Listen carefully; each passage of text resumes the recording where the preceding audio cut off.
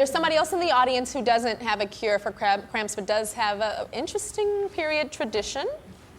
What is your tradition? Hi, Tyra. Hi. I'm a Hasidic Orthodox Jew, and in our culture, married women separate from our spouses. We don't move out of the house. We live in the same house, but we separate physically from our spouse for the duration of our period. And then once the period's over, we do an exam to make sure that the period stopped. How do you do the exam to make sure it stops? You use a white cloth, a cotton white cloth, very specified type of absorbent fabric. You do insert it internally to check that your period actually stopped.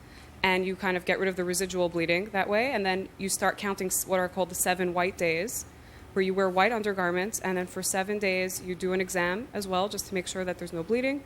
And once the 7 days are over, we go to this place called the Mikvah. It's a facility that every Jewish community has and prioritizes in their community. It has basically, they're spa-like and beautiful. You have bathrooms, and then in a separate room, there's the Mikvah, which is kind of like a little swimming pool. You prepare in one of the bathrooms that are, heated stone floors with beautiful products. You prepare by removing all intervening substances from your body, like nail polish, makeup, jewelry, comb out your hair, and then the mikvah attendant, another woman, brings you into the mikvah room. You immerse in the water, and you say a blessing. It's a time for women to pray, and the gates of heaven are open just for women at that moment.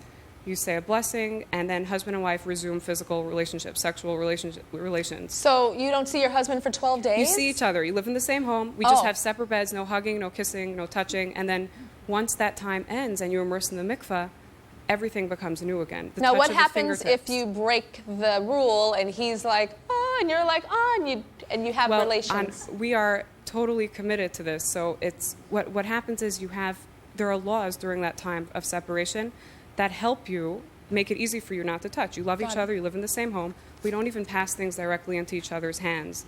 And we don't hug or kiss. So you're not really doing anything that will lead to that, oh man, you know, we broke the rules. Yeah. Because you're really living separately. You become kind of like roommates and best buddies. You get to develop the parts of your relationship, intellectual, emotional parts as a woman. I can see a lot of women that are not Hasidic Jews that would probably love that part. Like, gosh, 12 days, he ain't got to touch me. Right. I don't feel like doing anything. And then I love the end part where it's like the spa-like thing, and like that tradition is so beautiful. Yeah, you get to go to this spa once a month. That's and you get fantastic. A honeymoon. And it's so exciting to be back with your husband again, and every touch becomes special again. Very nice. We'll be right back.